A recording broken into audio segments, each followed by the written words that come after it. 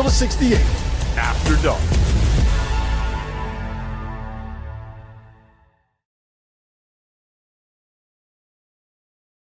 Happy Sunday and welcome into a Sunday, February 15th edition of the Field of 68 After Dark. We are on YouTube, we are on X, we are on Sirius XM Radio, live with you for the next hour before we get you over to the afters. We are officially 1 month exactly out from Selection Sunday. So lots to talk about. Obviously, massive win today for Illinois. We'll get to that. Mike LaTulip, Jerome Tang, Jeff Goodman. And Jeff Goodman was not initially scheduled to be with us tonight. Did you just call me Jerome Tang? The fuck, does that mean I'm fired, Jeff?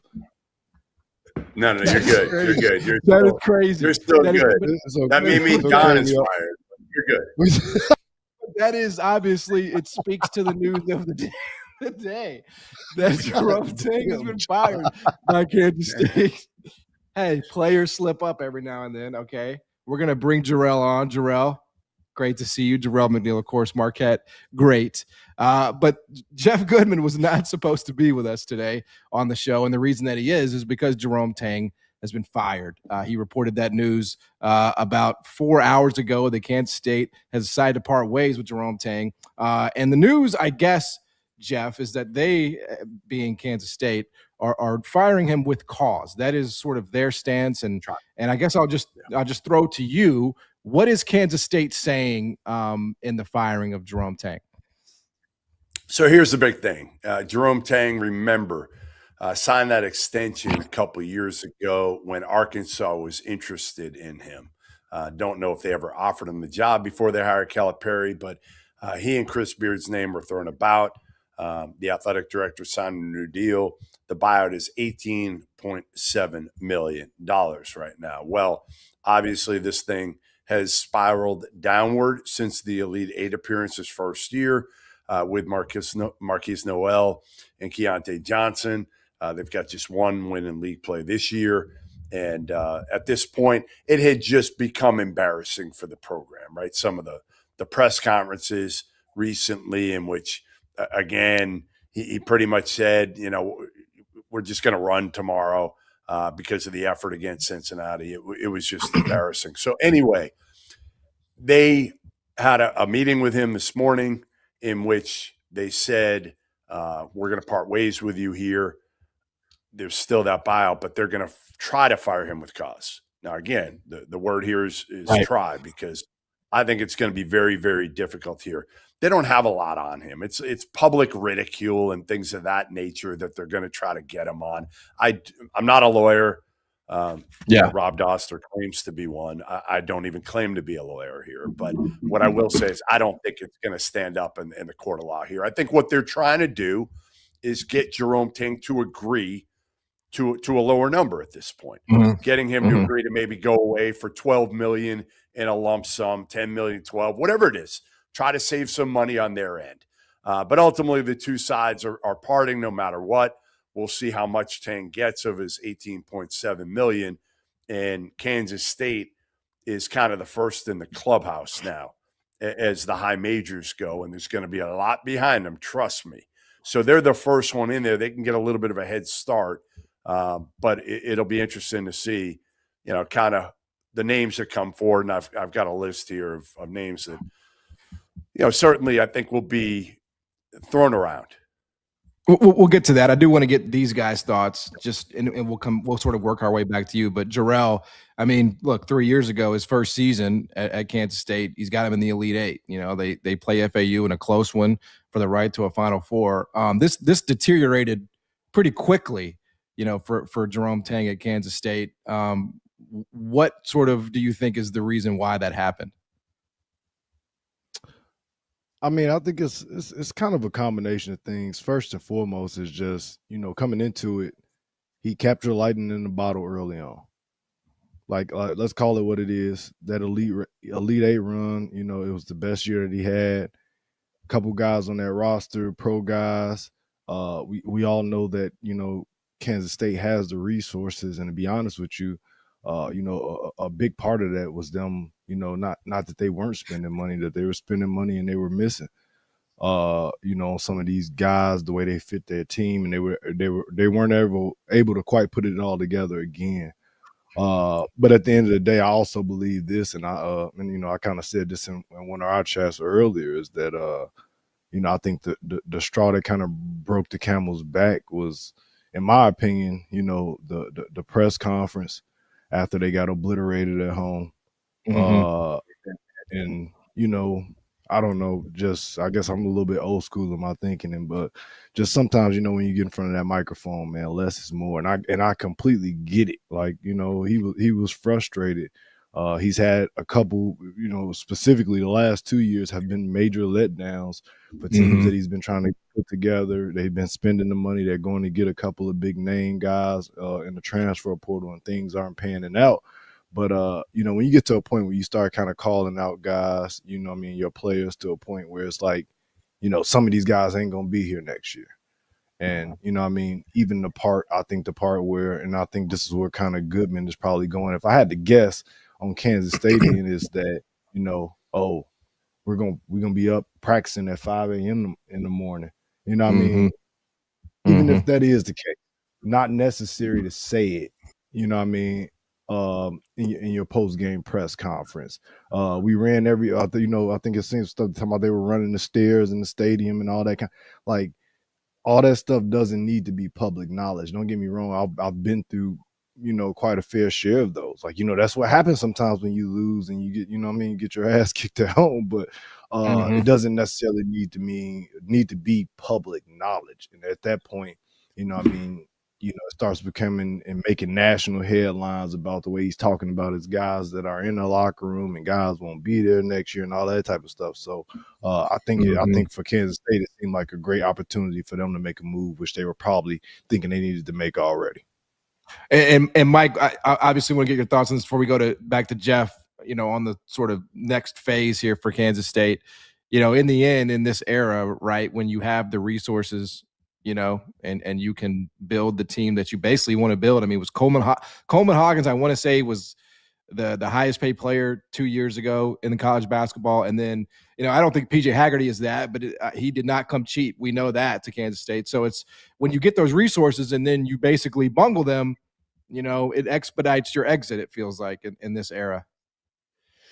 It does. And I do think, and Jarrell hit it, the press conference, to me, there's a time for the accountability lines, and there's a time to, like Jarrell's saying, handle that stuff behind closed doors. Because when you're a team that's struggling to this level, which I think before that press conference or after that press conference, they'd just gone, they're 1-10 in conference at that point, 10-14 overall. And I just feel like it didn't come from a place of I'm holding my guys accountable. It to me, it came from a place of just like real finger pointing. And when you do the finger pointing, that to me signals that you don't feel secure in your job, that you have to deflect elsewhere and try to almost distract. And hey, it's the guys.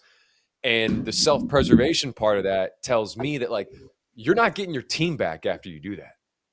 Like, and it's not only just like that these guys don't deserve to wear the jersey. We've heard that line before, but these guys aren't going to be here next year. Think like that to me signals, you know, keep me, I'm going to have new guys type thing. And he's already, I know the budget is whatever it was a couple of years ago. And then now you go, it's tougher and tougher when you don't have the success. And I think all of us know this on this call. When you don't have the success to back up the money that's coming in, the money will not continue to come in at the rate it's coming in. And I think that's kind of what you've seen over the past few years. And it's been a pretty steady decline. And I think it's time to make a move. I think it goes without saying. Yeah. And obviously, Jeff, like you said, I mean, they're just trying to get out of not having to pay that full. Like, it ain't about, coaches say shit like that all the time. I mean, you know, maybe they don't go to like that detail, but I mean, he ain't the first coach that's been mad at his team in a post game and said something along those lines, and he ain't going to be the last. So it feels like a thin defense here to try to get out of paying that $18 million. But like you said, they're just going to try to get to a lower number. And I guess, you know, but I'll say this, Jeff, if I'm Jerome Tang, so I'll see you in court. I want the full 18. Why am I settling? Why do I want to settle? You guys have no case against me. This is crazy. Yeah, I mean, again, if you're him and obviously his lawyers, they're going to fight for every penny of it. And I agree with you. I mean, why, you know, you should be getting all the money unless you have something on him that is so significant. If it's just, stuff that he embarrassed the program, like whatever, you hired him. Hey, Gene Taylor, AD, you hired, and I'm tired of this. I'm tired of the ADs getting off the hook for this stuff. And Gene Taylor is probably the end of his career, so I don't even know if he'll make another hire for Kansas State. But we talked about it last night with Providence, with Knapp, their AD. Like these ADs skate when they make poor decisions, and I've said it for years. They should be held accountable for these. But all right, let's run through some names, right, John? Let's run through some names here and kind of the hot names that everybody's going to talk about. Josh Hurts is going to be at the top of everybody's list right now. And I don't see much of a scenario. I'm not going to say never, but I don't see Josh Hurts ending up at Kansas State. I'd be very surprised. I think he'll be patient. There'll be a better job. Now, again, they're the leader. They're the quickest one in the clubhouse now.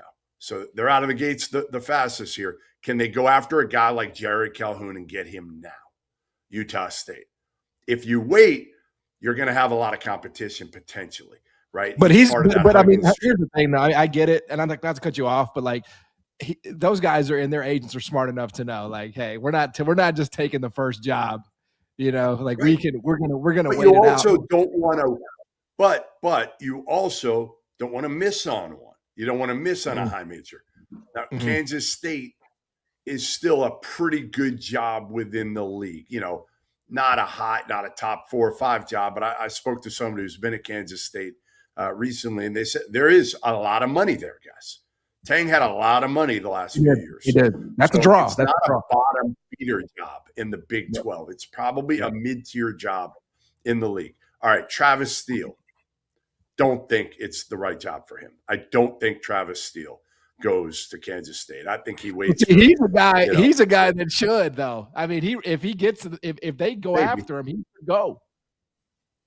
He was one of the names on my list. Yeah, I don't see it.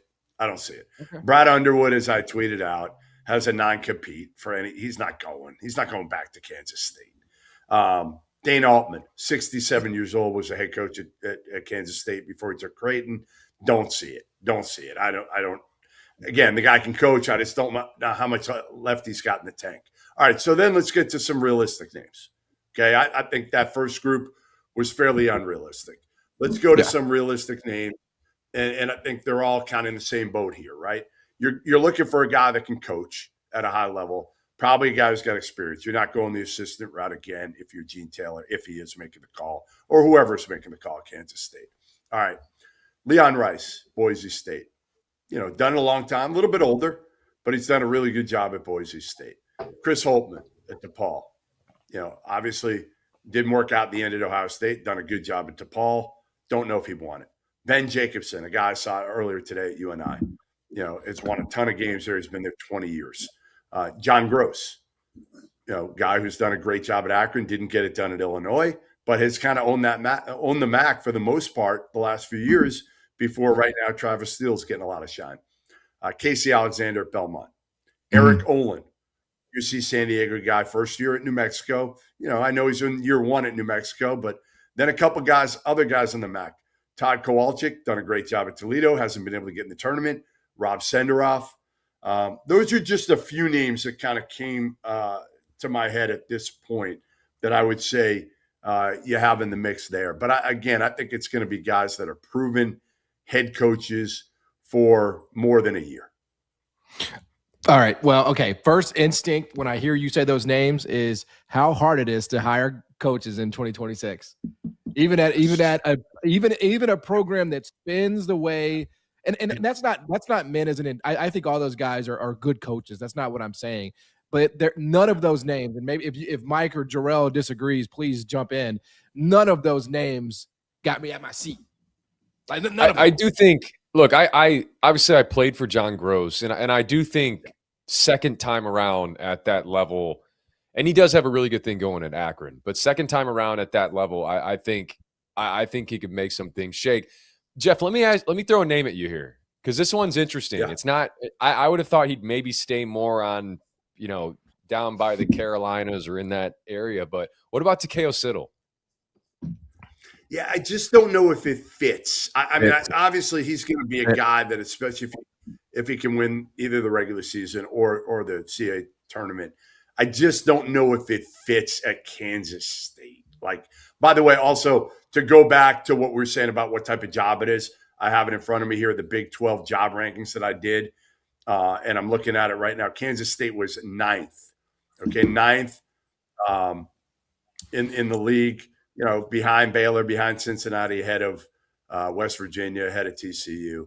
So, kind of right in the middle in the Big. But they made an Elite Eight within the last 3 years, and we're probably. And part of the way they did it, let's be honest here. Part of the way they did it, they hit it with Marquise Noel, and also they were able to take Keontae Johnson health-wise when every other school pretty much was not able to take him with his heart issues.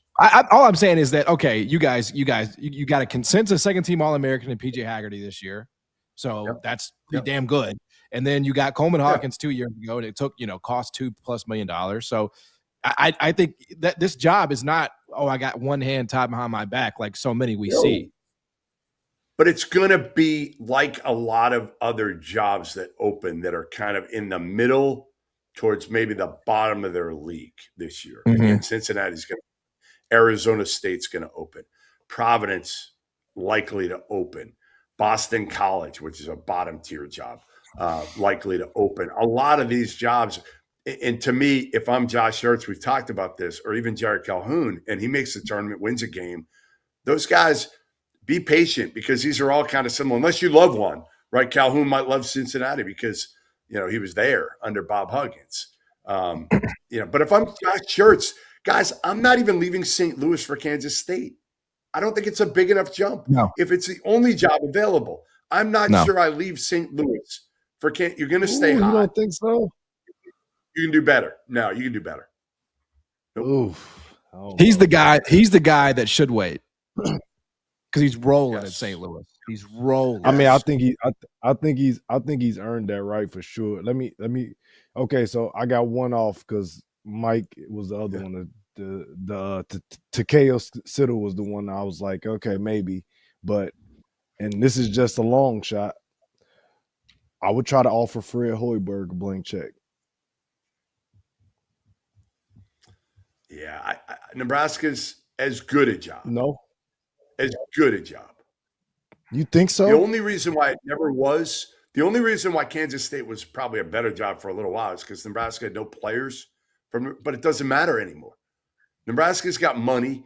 They've got as good, if not a better, home court advantage, and he's built up equity now. Like, I just don't see Fred leaving Nebraska after a year like this. I know, obviously, they were close to firing him a couple of years ago. Again, very but now they're not going to let him leave. They're not going to let him leave. Right, unless you want to get out. Like, to me, it's the type of thing where if you want to beat the thing out, like if you're Micah Shrewsbury, right, and you want to get out a year before maybe they force you out, I could see like that one, right? Micah Shrewsbury, can you get it? You're not even hot enough. You could probably get it right now, but that's the type of high major guy that I think you could maybe get to Kansas State. Yeah, it'll be obviously a couple of things that we'll be watching here. We'll be watching, how this plays out in court, perhaps if it gets there. That'll with this, it won't get there. It won't get there. They're going to come to an agreement. He's going to sign an NDA, and the sides are going to go. And part of it may be too the offset. Like there may be some sort of offset. I haven't read the contract, so I don't know if there's an offset in there also.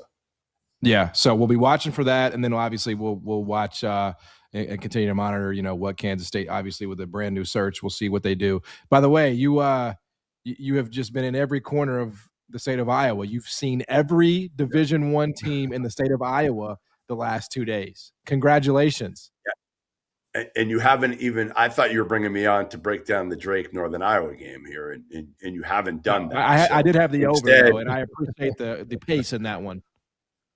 I mean, I just want to know, will you get my name correctly? Since obviously, you've screwed up with Jarrell. It's really and not called him that Jerome hard Tang. to understand how that happened, is it? I mean, As long as you don't call me Rob Doster,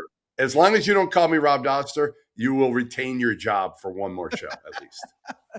It's crazy. I texted Goodman before the show what my job security was, and I think I just bungled it with the misidentification of Jerome McNeil in the beginning of the show. All right, man. Enjoy Houston, Iowa State. That's a banger tomorrow. We'll be watching, man. Appreciate you. Thanks, guys. Appreciate it. We'll talk soon. That's Jeff Goodman. All right, we're going to come back. Illinois got a huge win earlier today against Indiana. Finally, something doesn't go the way of Indiana. It was about time that they ran into a little bit of trouble, and it happened in the form of Illinois. So we'll get to that when we get back. Field of 68 after dark. As you know by now, we have teamed up with BetMGM again this season. We'll be using BetMGM lines to make all of our picks, and we will have special offers for Field of 68 fans, including same-game parlays, best-in-class live betting, and daily odds boost. If you haven't signed up for BetMGM yet, use bonus code FIELD to get up to a $1,500 first bet offer on your first wager with BetMGM. Here's how it works. You download the BetMGM app, you sign up using bonus code FIELD, you deposit at least $10 and place your first wager on any game, and you receive up to $1,500 in bonus bets if your bet loses. Just make sure you use that bonus code FIELD when you sign up. Make this college basketball season one for the history books. Make it legendary. And don't forget, if you haven't signed up for BetMGM yet, use bonus code FIELD and get your $1,500 first bet offer today.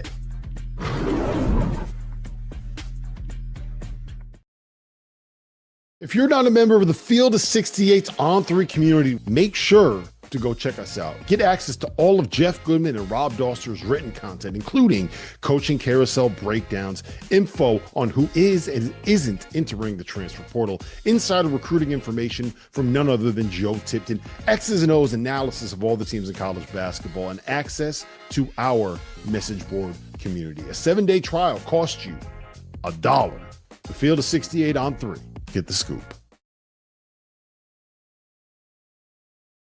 Welcome back, Field of 68 After Dark, here on a Sunday, February 15th edition of the show. Again, just 1 month, 30 days exactly from Selection Sunday. Kind of crazy. It does feel like this season has flown by, but it'll be an exciting tournament as it always is. Mike LaTulip, Jerome McNeil, John Martin here with you tonight. It was not a packed day of college basketball action, but there was one big one on CBS this morning, and that was top 10 ranked Illinois hosting Indiana. It was an interesting sort of pregame because Indiana took some money, and I think they closed maybe 8.5, 9. So there were some sharp bettors out there that liked Indiana getting points, but this was a destruction by the Illini here. They held Indiana to 20 points in the second half. We talk a lot, Mike, about this Illinois offense, and certainly when those shots are falling, it looks beautiful. But I felt like tonight, or today, I should say, Mike, was more about what that team can do defensively with Boswell back in the lineup. For sure. I think this was the reason why I didn't panic when Illinois dropped back-to-back games, both in overtime, one without Kylan Boswell on the road at Breslin, one at home against one of the hottest teams in America in Wisconsin with two of your starters down. And even in that one, you had a free throw to potentially win it. You're up 12 with 8 to go. But having Kylan Boswell back today, it's not only a 14-point per game guy. It's not only your best defender. He's their emotional leader. And being able to put him on Lamar Wilkerson, the key number for Wilkerson was the field goal attempts. I mean, he was 8 of 14, but the 14 shots that he got up was his lowest total in the last 6 games. And he had taken 20 plus in each of the previous 3 games. And I think obviously Kylan has a lot to do with that, but he lets all those other defensive pieces just kind of fall into place. And other guys don't have to kind of overextend themselves like they had to over the last, probably 8 games or so without Kylan. And so to me, that was just part of the story today. The defense was great, but Illinois getting back to what they do on the offensive glass. I mean, 15 offensive rebounds, you get 41% of your misses back, and 56 possessions. That's again, this is kind of where Illinois has trended since Big Ten play, just really suffocating you with low possessions. They got 17 more shots than Indiana today. And I thought David Mirkovic just continues to be phenomenal. 25 points, 7 rebounds, 3 assists, no turnovers. Indiana wanted to switch, and Illinois just feasted in their 2-man game, clearing out sides with Mirkovic. It was a complete performance today for Illinois. Jerome, what'd you take from this game? What'd you see? No, I think Mike hit it on the head. I mean, obviously, and I've seen a couple of different press conferences with Underwood talking about just, their philosophy for chasing down offensive rebounds, but that was clearly the key of the game. And it's obviously been a weak point, obviously, as well for Indiana all year. Is just, Illinois' size really bothered those guys. They were able to get the extra possessions, their length around the rim when they got one of the brothers in. As well as Mirkovic. Like, man, it was just tough sledding all day for Indiana. And to be honest with you, neither team really shot the ball well offensively. It was it was a little bit of a kind of a tough hit out game, especially going throughout the second half. So, but Wilkerson shot good percentage wise, but he didn't get enough attempts, kind of like what Mike alluded to. But it was, more than anything, it was the same old same, in my opinion, just from, Indiana. And we've been talking about them. And the last time I was on, I feel like they had a big game. And we kind of talked about them. They lost, and then they won a couple big ones where it's like, they're a good team, but they're shorthanded. They got some major deficiencies or holes within their team. And just, again, like their margin for error is just so thin. Like, man, between DeVries, Wilkerson, and Alexis, they scored 51 points tonight, and those 3 guys have 45 of the 51 points.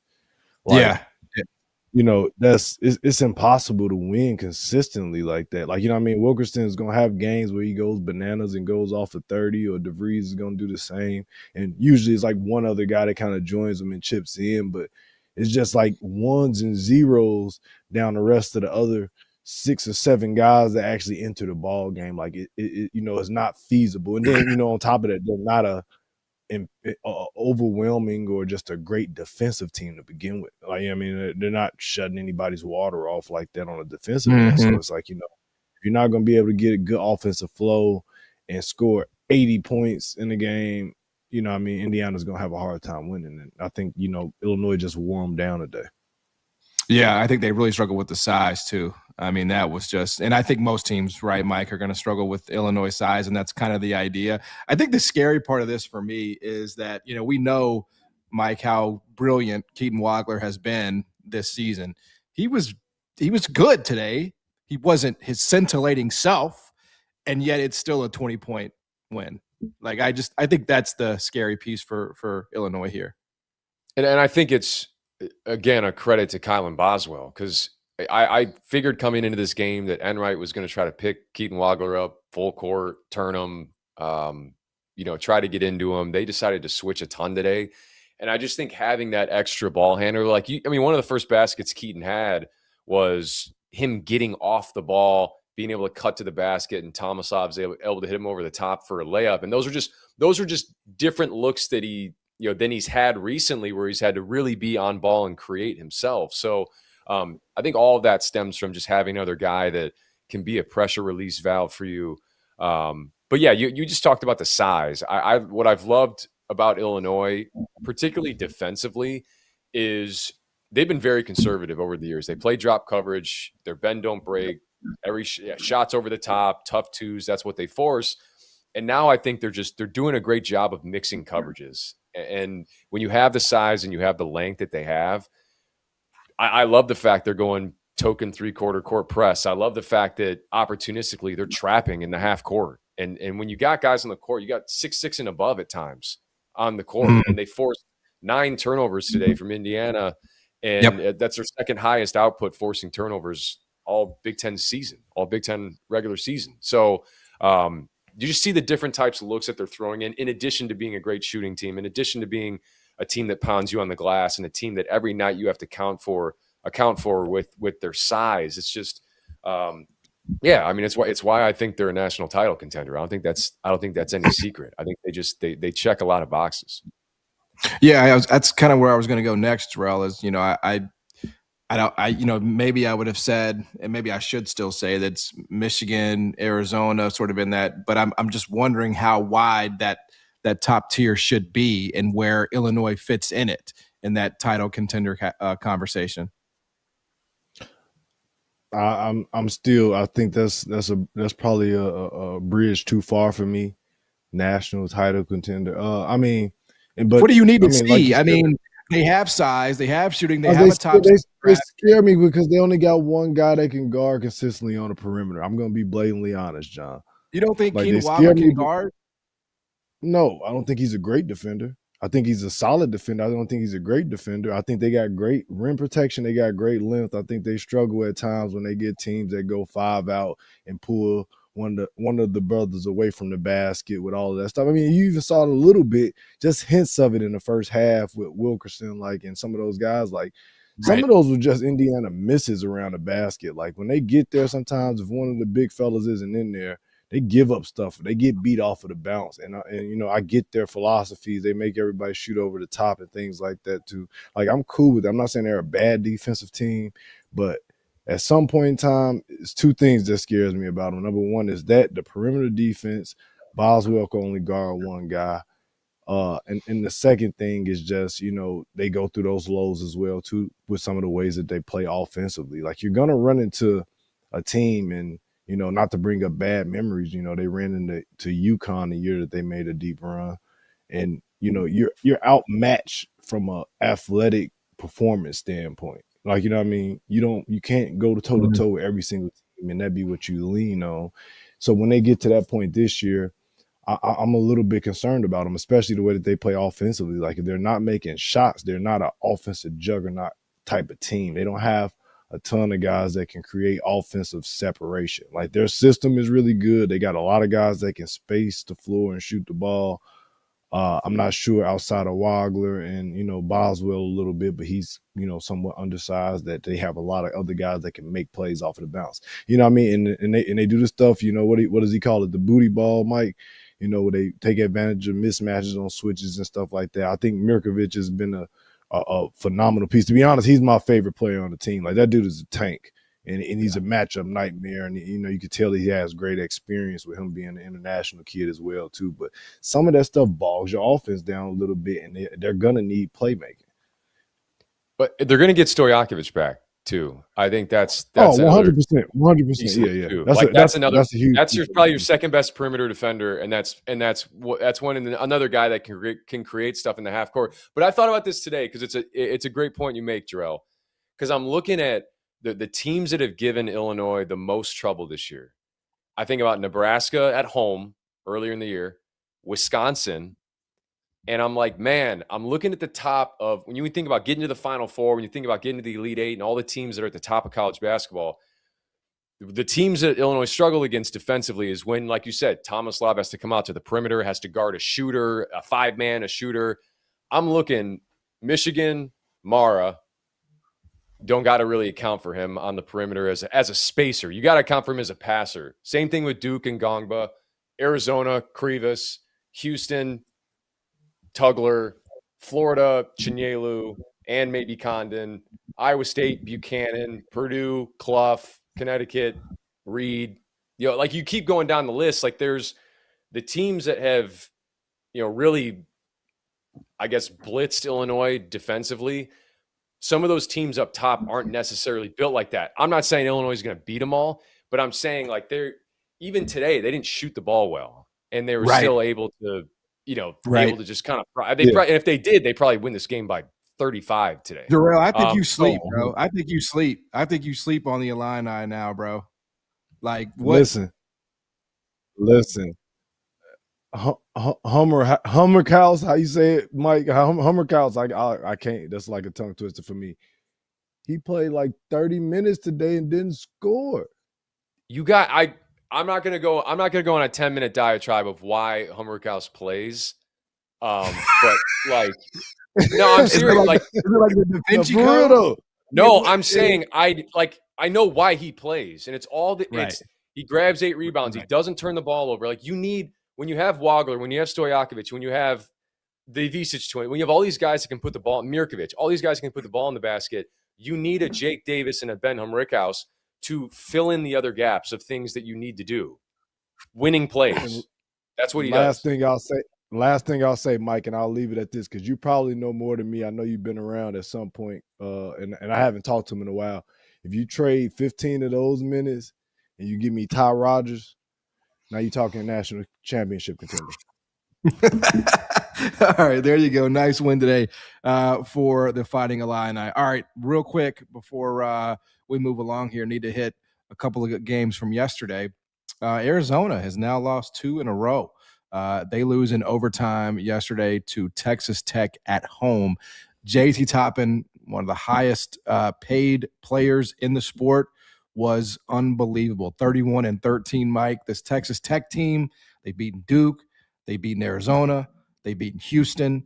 They are stacking up the wins here. What do you think? What do you think about this Texas Tech Red Raider squad and what they can do come tournament time? I think whatever Toppin's getting paid, it's not enough. I think everything's on the table for Texas Tech. I really do believe that. People talk about their bench and their depth. They've had 3 Big 12 games, I think, to this point where they've had over 10 points, 10 bench points in a game. But what if your top 4 guys are just awesome? I just, and all of them play off each other so well. I think you saw what Christian Anderson can do as a movement shooter on the road. Toppin gets to his spots. And what Toppin reminds me a lot of really 2 guys. I like Edey obviously could get to his spots and it was over. And our colleague Tyler Hansborough. Like I see a lot of Tyler in JT Toppin and vice versa, because it's just once they get to that little slot over their shoulder, you're done. And so that's obviously been great to see. But I want to talk about Donovan Atwell. Like, this dude, the job he did on Bradley defensively, he's obviously shooting 47% from 3 in Big 12 conference play. He's played 442 minutes in conference play. He's turned the ball over 6 times. And then Watts, I mean, all the work that he does as well. They put Toppin in a short role in the late second half. Atwell's in the opposite corner. Now you got, like, what do you do defensively? But the last point that I want to make is about Grant McCaslin. Like, I have so much respect for that dude because he competes with his guys. You can feel him in the game with his guys. And I don't think it's theatrical. I don't think it's performative. That's who he is. And I think his team embodies that. Like, the never say die attitude that Texas Tech has and displays starts from the top. Like, I love seeing how involved he is in the game. So when he gets on Christian Anderson at the end of the game, when he misses a shot at the end of regulation, you can do that because as a player, you feel like the coach is in the game with you. That's to me, they got talent, they got all that, but they got a hell of a coach as well. Jerome? I think that's a great point, and that was probably my favorite part of the game, Mike. Watching him going into overtime, like, you could tell, like, he was kind of demonstrative, but it wasn't in a negative way. Like, more than anything, like, he kind of got me going a little bit because I'm like, no, like, that's a teaching point for a coach who cares about the development of his players and trying to show him, we could have did this in this situation. Like, it's not the end of the game. We still got 5 more minutes to play. But, he made it a point, and he was, passionate about wanting to show him, hey, we could have went this way instead of you trying to take him out. Just bag him back up, play to your strengths at the end of the clock, and take your jump shot if you have to, instead of trying to get out too deep and then letting his size bother you, that type of stuff too. But I think one of the most impressive things, and obviously, I know the guys the last couple of nights have kind of said it since the game, but we don't, as much as we do, we probably still don't talk about JT Toppin enough. He's easily one of the best players in college basketball, if not the best, and I think he's got to be mentioned in terms of National Player of the Year candidate. He's a walking double-double night in and night out, and this year I've been impressed because it's been even more teams trying to game plan and scheme and do different things to try to take him away, and it doesn't really matter because he's not a guy that needs a one-on-one matchup. Obviously, we all know, the whole world knows he wants to go right shoulder to get to his left jump hook and score over that right shoulder. But I just saw the maturity and some of that stuff, his willingness to let the ball go, repost, and be willing to get it back to reset the defense and take some of the pressure off himself and trust his teammates has been amazing. And then on top of that, just, the multitude of ways that Texas Tech has shown me this year that they can win games. Like, you know what I mean? Yep. They can win ugly. They can hang 90 on you. They got, I don't think it's even arguable. I think they got the best inside, outside, little guard, big man duo in America. Because we talk about Toppin so much. Anderson is, going to be a first-round draft pick as well, too, with any flaws that he may have, or if anybody thinks he may have. Like, he's going to be a first-round draft pick if he leaves this year. Like, man, they got the best 1-2 kind of dynamic duo in the country, and they showed that they can grind it out. They can score 80 or 90 if they need to. They can win in a lot of ways, and they lost some tough games, like some gut check games. And every time where it's just like, oh, this is where the wheels fall off. Again, to go back to what Mike was saying, Coach McCasland has done a great job. Like, those guys have been locked in, they're on board regardless of the opponent, home, road, it doesn't matter. And they've came out here and got a couple of really quality wins that's going to help them as far as seeding come Selection Sunday. Yep, Elite Eight team last year, obviously, and now, you start talking about the quality of win, beating Duke, winning at Arizona, beating Houston. All they really need, it feels like, is just one of Atwell or Lawan Watts. Like, just show up, big dog. And if they do that, they're probably going to be right back in that mix, it feels like, in 2026. Let's talk about the Arizona side here, Mike. Listen, we know they're not going anywhere. I don't want to overreact here. This is a really good Texas Tech team, and obviously, the Kansas win was freaky. It was fog. It was no Darren Peterson. It was just, one of those things in college basketball. I do want to get your thoughts, though, on this style and whether you think it will hold up, in that they're just not – they're going to get outshot every game from three. And that's the way the game has gone, and they're kind of iconoclastic, right? They're like, we're going to fight against the dying of the light, and we're going to be the best two-point team in America. But it's one of these things where it's like Texas Tech shoots 11 of 33 yesterday from three, which is not that great of a percentage, and you're outmatched. I mean, that's just simple math. So your thoughts on, their identity offensively. I'm not selling stock on Arizona by any means, but it's a valid point, because I think when you look at when teams can compete with them in the possession battle, are you going to need a neutralizer by taking and making more threes come tournament time? Like, that's my question. I mean, they got guys that can shoot them. That's the thing. I mean, it's not like they got a bunch of non-spacers out there. I mean, I know they play the two bigs. I mean, Walker obviously hit one in the game, but you got guys out there that can shoot. I mean, we've seen it from Del Orso. We've seen from Bradley. We know he's capable. And that's definitely a storyline for sure. But also, just what was different to me about this game compared to, you look at early in the year against Florida, against UCLA, like this was really shaky closing from Arizona. You're up 3 with a minute left, and Burries takes a tough shot, late shot clock. Karchenkov then fouls 90 feet from the basket. Bradley then drives into like 3 defenders, throws up a shot. Bradley then loses Atwell for the 3 towards the end of regulation, and then Burries has like just a really tough gamble that leads to the Atwell 3 that I thought kind of put it away. It's just they were kind of all over the place late game, which has been unlike them this year. So you hope that those habits don't continue, and then you think about the health of Koa Pete. Jarrell, what do you make of Arizona? Where are you at on them? No, I'm completely comfortable with it, because he said the last thing he said is kind of where I was going with it. We said all of this. They lost in overtime, and Pete wasn't able to finish the game.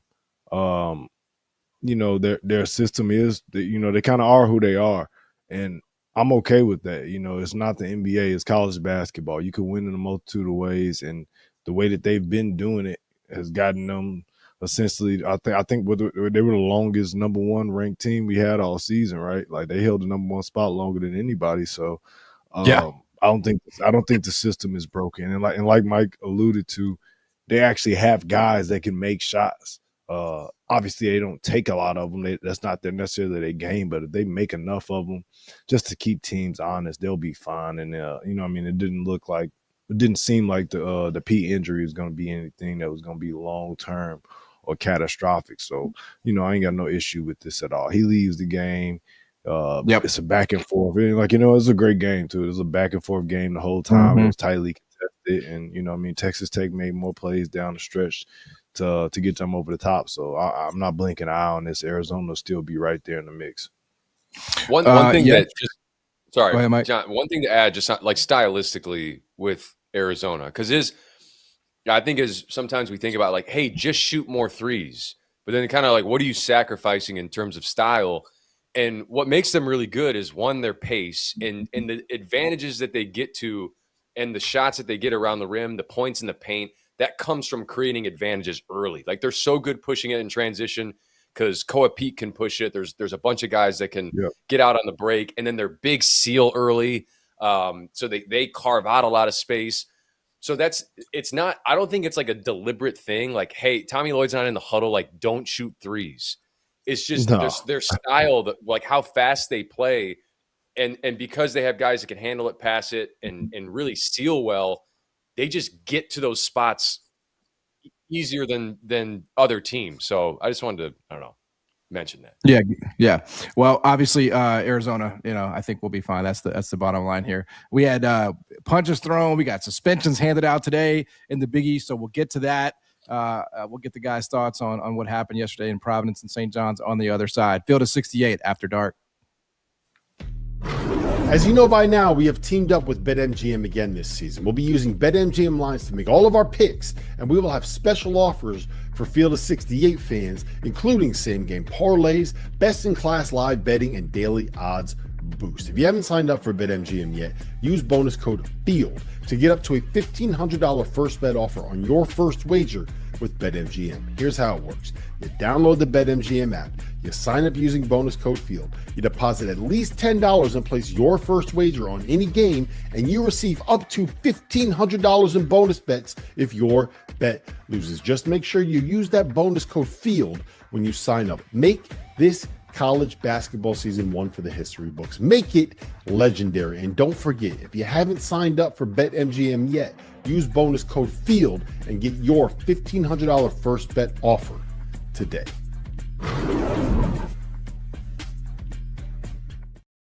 Are you trying to follow everything happening in college basketball?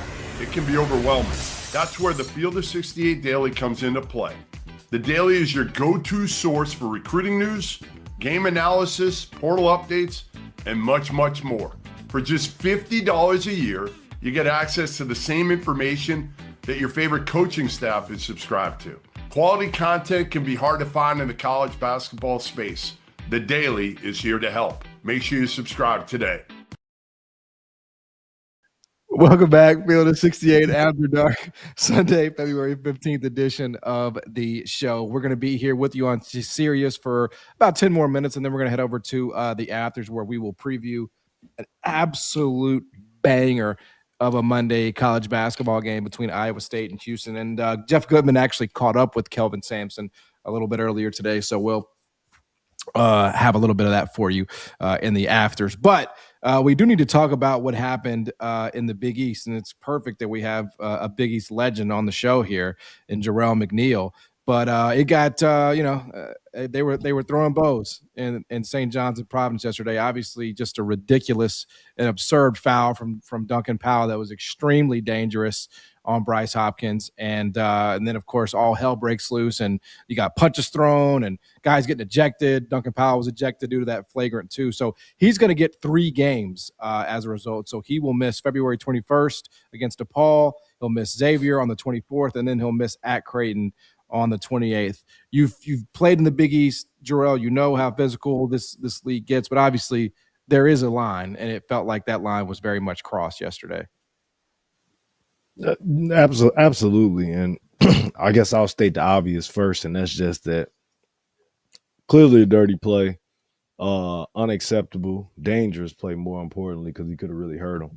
Anytime a guy is going airborne on a wide open fast break with nobody in front of him, it's basketball etiquette, man. Just stuff that you always taught, like, you protect each other because, at some point in time, you're going to be on that same, on the other end of that same kind of play.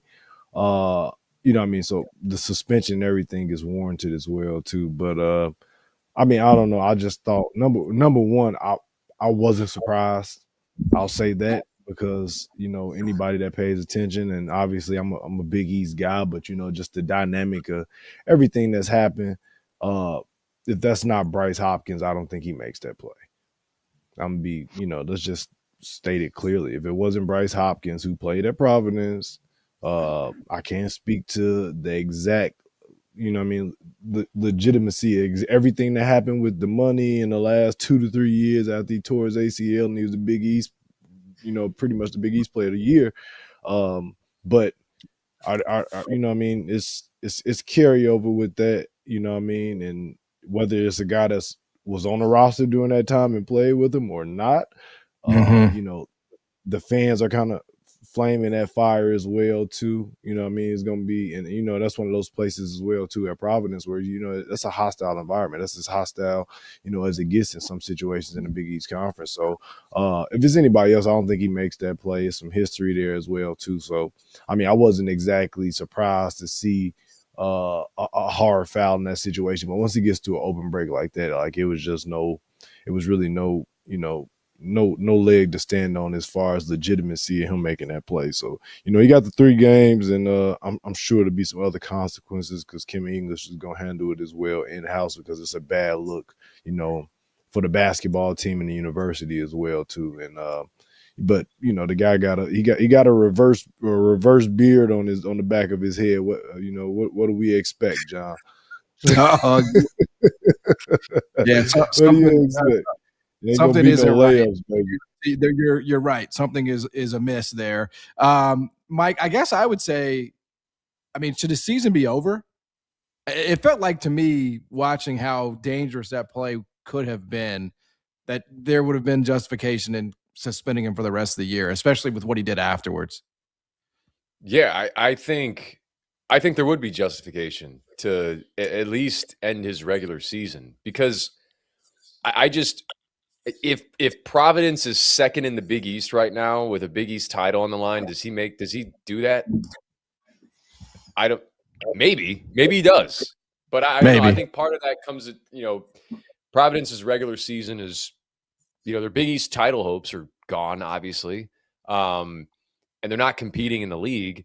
So I don't know. I think 3 because it's technically what the F2 suspends them for the next game. And right, because it was in the second half. Yeah. Okay. Well, here's the thing I'll say is when I'm totally fine with. I get there's history. They weren't even teammates, but I get that there's history, and I'm totally fine with guy going in for a layup, and maybe you wrap him up, and there's like a whole nothing easy here type thing. I'm not saying wrap him up and throw him to the ground, but wrap him up, not let him get a layup on the rim. Like those fouls happen. But once you start getting into like eyesight, neck, head in midair, like that cannot happen. Especially for a guy like Bryce Hopkins that has experienced injuries throughout his career.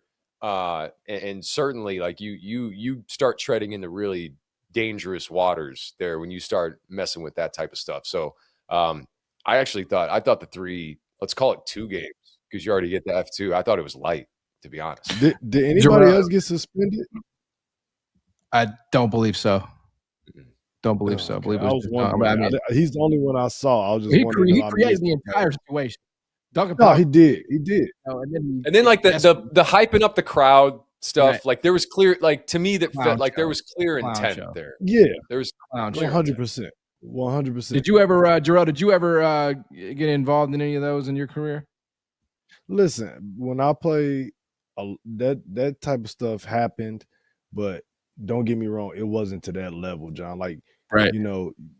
Guys were gonna hit each other, but it wasn't nothing like intentionally malicious breakaway dunk. I'm not even gonna say that. I've seen some crazy shit, man. So I ain't gonna say that. I seen a guy, and I just thought about it when I just say I seen a guy when we were and I don't want to bring up old demons, and I'm gonna task somebody with finding the film because I know I got it. We were playing against Seton Hall at home one year, and the dude name last name was Nutter, like Jamar Nutter or something like that. Dominique James on a fast breakaway. He was a 2-foot jumper, went off 2 feet, and he was like 5'10", but he could like jump through the roof, John. Went airborne, like went up, like got rim level to jump, and the dude like ran in full speed right into his legs, and like man, he messed his wrist up, and his wrist wasn't the same the rest of the year. Like I think he might have missed a game, but he ended up like playing. I'm literally watching it right now. That's insane. Oh, did you find it? Oh, it was. Yeah. Hey, listen, it was the old Big East though, John. So it's like, and Bro, that didn't even cause a like no. It didn't cause a fight, bro. But we want, like, you know what I mean. We like, you know, it was a scrum after that, and like, you know, some words were said, and I think Coach Crean said something about it in the post game. But that's Big East basketball too. I'm not gonna lie. So it's like I didn't want to overreact to a point, but you know, I've seen some stuff. I'll just say that. Yeah, it was a tie game when it happened, and Dominic James laid there for like, you know, a few minutes. So it was definitely a hell of a hit there. I mean, that was like a textbook tackle. It was crazy. You know, it was nuts. All right, before we get over to the afters here, obviously we're going to do our toast of the night. So, Mike, you know, the whole world is wondering who gets Mike LaTulip's toast on the Sunday, February 15th edition of After Dark. Who's it going to be? This one's easy. It's Kylan Boswell. He's back in the lineup. He makes a difference for this Illinois team. No Merkovich. I mean, I think that's a little bit of a slight.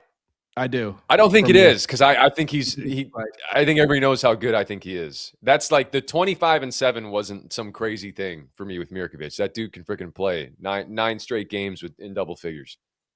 Yeah, he's coming along, no question about it. So yes, definitely a toast to Kylan Boswell. They are clearly a much better defensive team when he is on the floor. Jarrell, what you got?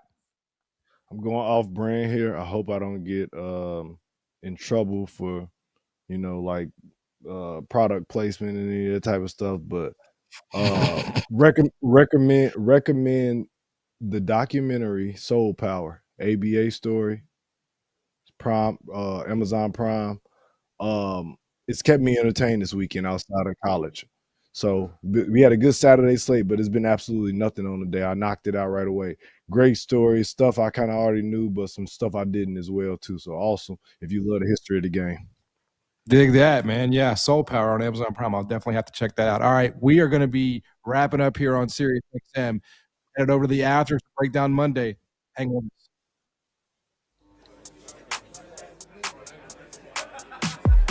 These my DJ Burn shades I had for. That was like taking them into the depths of Alaska and just dropping them off. The first person that's gonna die got to be one of the black guys. They're not gonna make it to the end of the movie.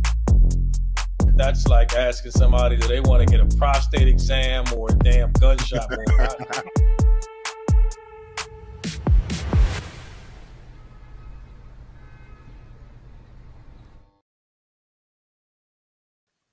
Welcome to the Afters on Field of 68. John Martin, Mike LaTulip, and Jarrell McNeil. Big Monday. We'll get to that. Again, Jeff Goodman caught up with Kelvin Samson from what looked like a Denny's. I don't know where they were, but we'll obviously have that for you in just a few. But first, we go to Dagan. What you got for us, Dagan? Yeah, fellas, just quickly before we look ahead, we'll look back again at Saturday. One thing we didn't get a chance to touch on yesterday that I want to talk about came out today. Richie Saunders announced he tore his ACL out for the season. So just kind of how do you think that will affect BYU going forward? Who wants to take it? A lot. Yeah. I mean, I just think I think he's – and I know DeBance is, you know, he's 22 a game, but that guy is a very important piece of your offense, just with the gravity he has as a shooter. how they utilize him as a screener in that offense, in transition, how he just kind of expands the defense and creates more driving lanes there. I mean, you still have a potential number 1 overall pick, certainly a top 3 pick. This is going to put the ball in Rob Wright's hands even more. It's just who can now be that third guy on the perimeter. That's going to be the question for BYU, I think. Yeah, I mean, that is the question, right, Jarrell? They have not had shit going in that regard all year long. No, it's Mike, everything you said, like, it dramatically changes my outlook of them. And just being honest, and we talked about it some, they're not a team that has a ton of quality wins where it's like, hey, maybe BYU should be in this top tier. But what they did have is a top 6 or 7 guys that could match up with just about anybody in the country, and Saunders was a huge part of that. And it's also just going to completely turn things upside down and on his head as far as the floor spacing and opportunities that AJ DeBonza and Rob Wright are going to get going forward.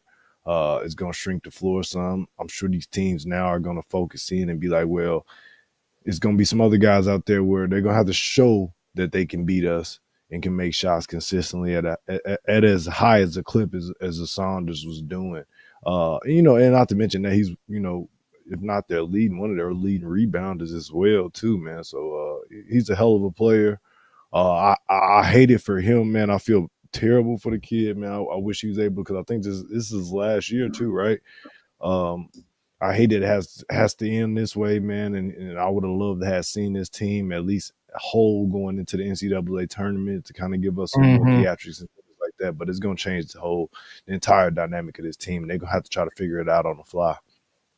Yeah, I mean, just sort of while we're on the subject of BYU, we spent so much time on this network, in the sport of college basketball, talking about AJ and how much NIL he was going to get, and obviously, the generational talent that he is. But even with Richie Saunders, this BYU team has been relative to the attention span that they had in college basketball, they have been disappointing to me. They haven't beaten anybody. I guess they beat Villanova first game of the season, and the rest, every opportunity they've had, Mike, against teams that we would put on that contender line, they haven't beaten. They didn't beat Kansas. They didn't beat Arizona. I mean, you go through the list. They didn't beat Houston. They lost to Oklahoma State. They lost to Texas Tech. Like, they haven't beaten anybody, even with Richie Saunders. So I don't know. I just kind of felt like this BYU season, even before the injury, was again, it's all relative, but disappointing to what I thought it was going to be. Yeah, you just need a couple of those results to flip. Like, could you complete the comeback and steal the one against UConn earlier in the season? Could you close out Arizona at home? I mean, I think those 2 games alone, I think, would completely change our perception of this BYU team. And Jerome makes a great point just around just the how teams are already trying to clog the gaps on Debanza and turn him into a jump shooter, turn him into a guy that's settling for 17, 18 footers. So now I think you're at a crossroads now with how I think how do you want to play? Do you want to rely on like a Kennard Davis or some of these other guys to step up, or do you want to lean more into your front court and just say, we're going to go smash mouth? Like, we're going to play 2 bigs at all times, whether it's Boop in there or whether it's, a few of the other guys, Ahmed, like they got, they have been a solid rebounding team. Do you just fully lean into that and try to win the margins? You probably got to try something at this point, because I think going just status quo without Richie Saunders would be a tough sled. And Jarrell, I think like it was sort of the way that BYU was, like, they would just get in 15, 20-point holes in the first half, and they would have to be one of the most efficient teams in the country. They'd have to play perfect basketball. And it was like, why are you guys with Richie Saunders, Rob Wright, and AJ, who's going to go top 2 in the NBA draft? Why are you guys coming out every game and looking so overwhelmed and unprepared? I don't think they are, but it was just like something clearly was not working with that group. Again, who knows what it is, but that was kind of the script for them every night.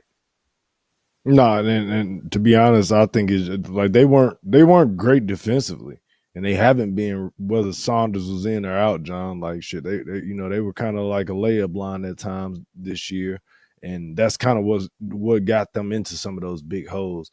But the thing that was kind of aesthetically pleasing and kind of kept everybody like, oh, I don't know, it's just obviously the talent and skill level. AJ DeBonza, the pieces fit. Rob Wright is a dynamic point guard who can get other guys shot, and then Richie Saunders is your guy who can, you can't leave this guy. Whatever side of the floor he's on, you got to stick with him and stay honest because he can kill you from 3-point range and knock down 5 or 6 of those and kind of end your night early. It was just intriguing, and they went on runs and had those little mini runs where it's like, when they're doing that, if they're hitting on all cylinders at the right time in March Madness, it was just a fun team to watch. And it's like a team that I felt like at least could get hot, catch lightning in the bottle, and maybe make a deep run this year if all the stars align. But it wasn't like a sure thing or anything. But they were a fun, entertaining team to watch. So I'll give them that much at least. Yeah. All right, Dagan, what's next? All right, fellas. Next up, we had a question in the chat that came in while I was getting ready to ask this from Brian. He wants to know where you guys see, where you think Florida should be ranked in the AP. But I'm going to take it one step further. If you had to bet your house, Jeff's favorite thing, he loves betting his house, is if you had to bet your house and tell me where you think Florida will end their season. So is it a Final Four, Elite Eight, championship? Where do you see Florida ending the season? I got to bet my house. You got to bet your house. I got to bet my house on on the destination for them. Okay, wow. There's 6, so you have a 1 in 6 chance.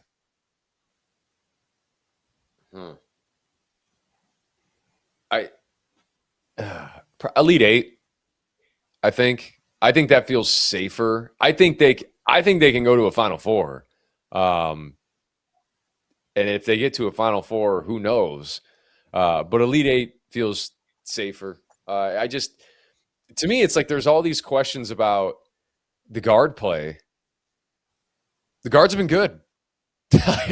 Like the guards are I get relative to how they came in. Like they are finding their way now. Like Xavier Lee, he hasn't shot it well, but last 2 games, 7 of 16 from 3, 15 assists, 2 turnovers in his last 4 games. And Boogie Fland has struggled mightily from 3. I do think that, maybe when you're 5 of 40 in conference play, that may be the trigger to be like, hey, maybe I don't need to shoot 3.5 3-point attempts a game. Dial it down, because where he's found his efficiency has been inside the arc.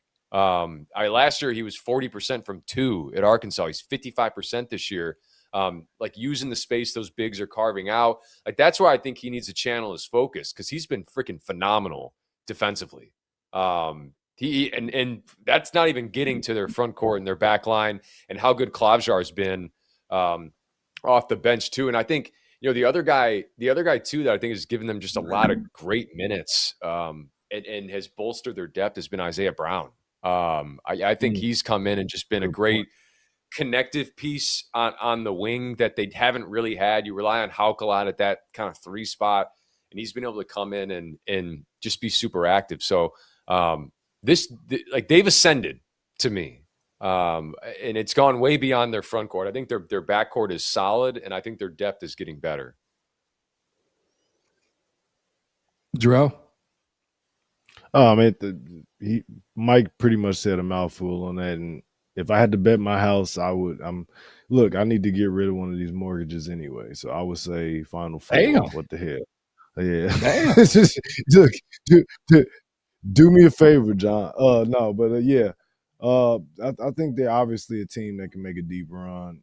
He said it. The guards have been better. They're still kind of figuring out what they need to do in terms of this team that they have, because this is one of those years where kind of less is more. But as long as they don't turn it over, they're able to keep people honest and make shots from the outside.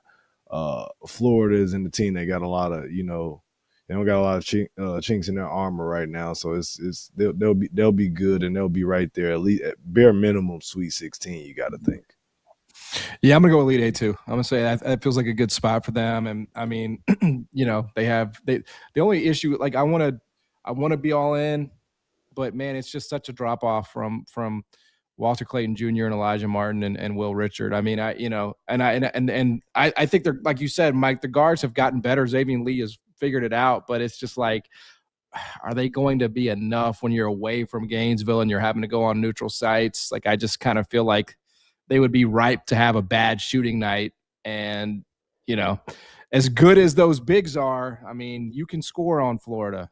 You can put up 80 on Florida. It happens. So I just think, again, there's to go from a national championship winning year to the Elite Eight the next year is incredible in this age. Like it's going to sound like a slight to some people, but I think it would be a hell of a job from Todd Golden if this team gets back to the second weekend. I truly do, and especially the Elite Eight. But that's where I think that's the safest. So I'm going to go Elite Eight, and I think we'll be able to keep our houses. All right, what's next? Well, I hope you guys are able to keep your houses. We'll find out here soon enough. All right, we're going to look ahead to tomorrow's big game, Houston at Iowa State. So I'm going to play this interview from Jeff in what I'm assuming is the hotel restaurant. So we'll get to that. The start of a nice, easy 3-game stretch here, starting at Hilton against an Iowa State team that just beat Kansas pretty handily. What do you think when you're going in and you see, Iowa State, then what do you have, Arizona at home, and then you go to Fog Allen in Kansas? Well, this has kind of been like a cold sore that's been developing over time, and then after a while you realize this thing ain't going away. But I think the game yesterday, Iowa State and Kansas, tells the story of this league and this stretch. Kansas just beat them by, I don't remember the final, but it was pretty handily in Fog Allen. Then they go to Hilton, and they lose probably by the same amount, which tells you can be one of the best teams in the country and still lose on the road in this league. To me, I've always taken the approach that I'm kind of anxious to see how we play. I'm anxious to see what Fleming does first. Fleming does first time he gets trapped off a ball screen, and does he have the wherewithal and be able to see, or is he going to be like one of those defensive linemen when L.C. Greenwood and Mean Joe Green would just go bearing down on them and their eyes get like this and they can't see left or right. But it's the ultimate challenge. Iowa State, when we talk about the great coaches in college basketball, Coach Otts doesn't come up enough. Agreed. He's special. What he's done here? Oh, my goodness. He's and he does it every year, year after year after year. There's some similarities, honestly, like in you and him. Yeah. He's a little bit younger, better looking, a little bigger, right? He lifts a little bit more than you. We both go sans the pullovers. I do mine because I don't like coats, and he does his to show off his bod. Guns. And unfortunately, I show off mine too. It's just in a bad way. Your team, last I saw you was in Vegas, and we've done it 2 years in a row. Yeah. Saw you leave in Vegas. You felt a little bit better this year than a year ago leaving Vegas, but you didn't feel great. No. Well, last year before, we were god-awful. Our last game against San Diego State, I'm thinking, well, if I get out this year, then Kelly can get going. Maybe he can still get it and win. Yeah, we get that. We can get my son's career get going real quick because this ain't looking real good here for the Cougars. And the same thing this year. But after having coached these kids for 25 games now, you almost could see why playing 3 games in 3 days is kind of the it's just tougher for Kingston because he hasn't learned how to keep his motor going from game to game, and the same for CNAC, and And everybody talks about those two freshmen, but we have two other freshmen that are coming off the bench to play, Isaiah Harwell and Chase McCarty. So we have two that start and two that comes off the bench. And I've actually been proud of our freshmen. You know, Kingston's had a great year. He's had some games not as good as others. Chris certainly has too. But the leadership of Emmanuel and the leadership of Milos, Ramon, and JoJo, watching them in practice every day, they kind of shepherd those guys. They take care of them. And I think the freshmen, for their part, they want to play well, but they don't want to let those veterans down either because of the way they've cared for them and how much they've loved those guys. So we've got a good thing going with our roster, and the reason it works is those guys are extremely, extremely humble. We don't have any egos. So there you have it, Jeff Goodman and Kelvin Samson with a nice conversation at the Ames Denny's there. For tomorrow, Iowa State is a 2.5-point favorite at BetMGM over Houston. So Iowa State a short home favorite over the Cougs. You know, Houston just doesn't lose, right, Mike? That's kind of their MO. They just very rarely lose. Any time, any place. What do you think of this matchup? What's your first instinct, Mike? It's one of the best of the year. That's for damn sure. You got two styles that are very similar in a lot of ways, and I thought the interview right there with Samson, I think, you know, was where my mind was going, was the Kingston Flemings. Like, what type of Kingston Flemings do we get? Because Darren Peterson turned it over 3 times in the first half against Iowa State and then just stopped driving into the lane. And I think he took 6 threes in the second half and had just wanted no part of getting in there. So I don't expect that from Flemings. Like, I expect Flemings to be downhill and try to find a way to, you know, deal with the traps. And then also when he has space, be a confrontational driver. So that could end up being the difference in the game if they can't contain Flemings. But that's a hell of a place to play. We saw that against Kansas. When they get going, when they start turning you over, you know, that place is rocking. So I'm excited for this one for sure. Jarrell, what about you? What do you think? What do you make of this one? No, I think it'll be a fun matchup. In my mind, it's a toss-up.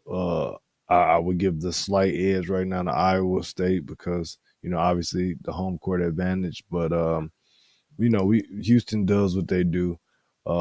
Coach Samson made a great point, you know, in that interview, just talking about the freshmen and, you know, those guys and how those freshmen react, specifically Sanak and Kingston Fleming, is going to kind of be the tail of the tape for this game. Like, if they're not overwhelmed, they're able to handle it. That, not to say that either one needs to play tremendous or have a career night or anything like that, but as long as they don't, you know, essentially piss down their legs, it's going to be a close game.